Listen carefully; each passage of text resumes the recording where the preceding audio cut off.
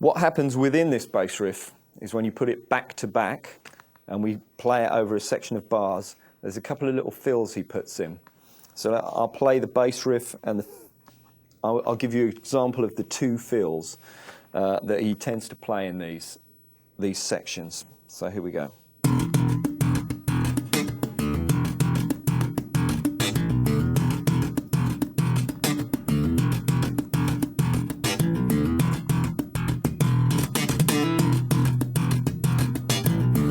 And again. Okay. Technically what I'm after there is this triplet slap that fits in the middle. Mark King's famous for this kind of triplet, fast triplet thing. I don't know if you can hear that.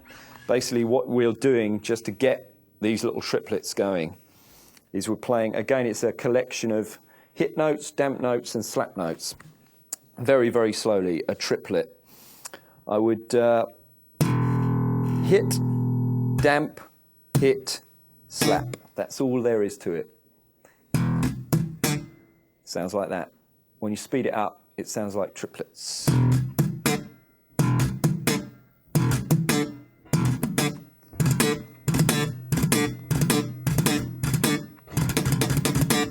All right. Okay. These are glued into the riff, the main body of the riff. They seem to kind of occur, not necessarily in specific places. Within the tune, they happen here and there, but I'll let you make your own decision as to where you put them in, because they can tend to fit in there as and when you want them within the bass riff. So I'll play that section again.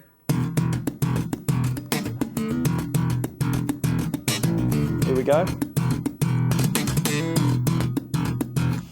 So we got our triplet first, which I just explained how to play. And he tends to glue on a little kind of slapped fill at the end. So what we have is we have our triplet, then we hit a dead note underneath and pull a D and an E on your G string.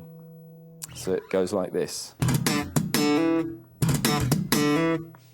Triplet first, and then the D and the E.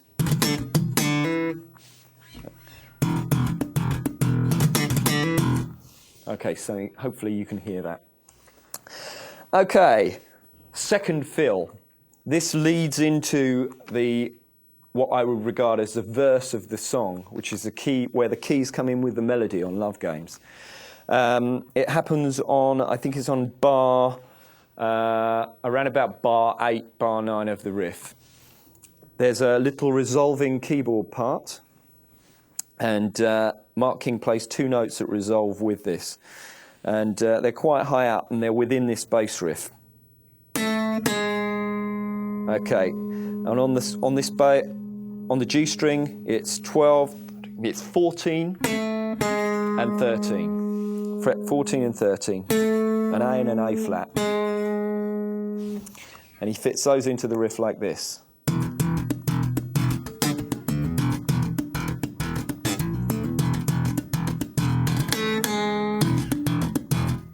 Okay, and he sometimes sounds like he fits a triplet in before it, which is a little bit tricky, but if you were going to play that, it would be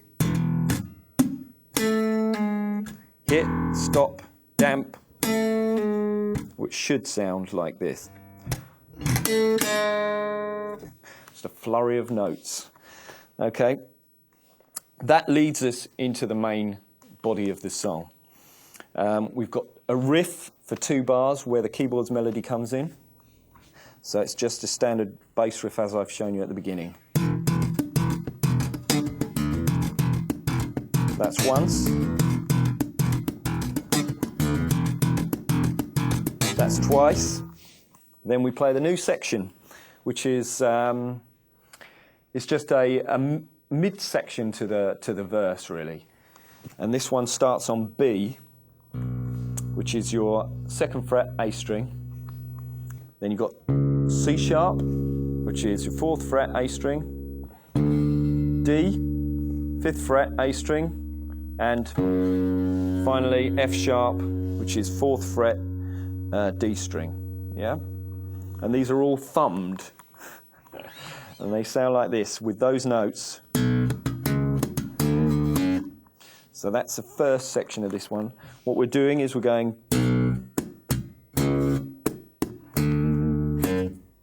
So hit, 2 dead notes, hit, 2 dead notes, 2 dead notes, and then the F sharp at the end. When you speed it up, it sounds like this. Okay, we play that again, second time round.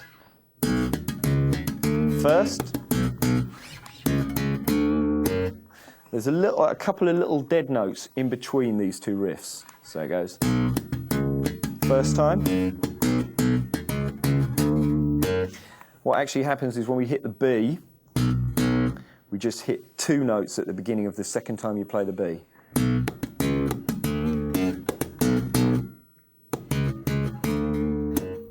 Okay, that's the first B section riff. Then we move to an A. It goes like this. That's what we're going to play. Notes are A, 5th fret, E string, B, 2nd fret, A string, C sharp, 4th fret, A string, E, 2nd fret, D string. They're our notes, and the rhythm is like this. Again, the same rhythmic approach as he used on the first 4 notes. Dead notes. And second time round, same rhythmic approach again with these notes. So we end up first.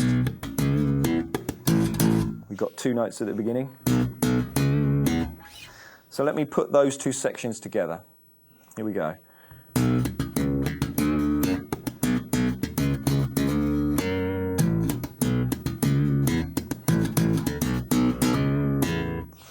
Okay, after we've played this middle section, we come back out into the bass riff, and this one has the second of the fills that I showed you earlier, where it resolves, kind of sounds like it resolves with the keyboard part, which is these 2 notes up here.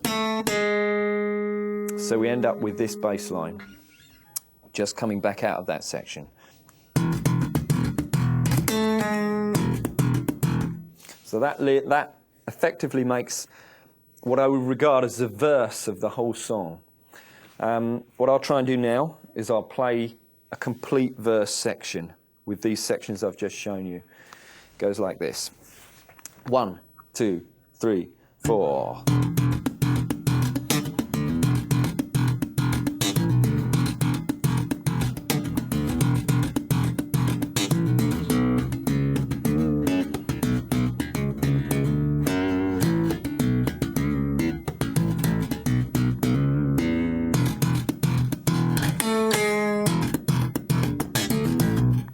We now, in the song comes from this keyboards melody, moves into the verse section.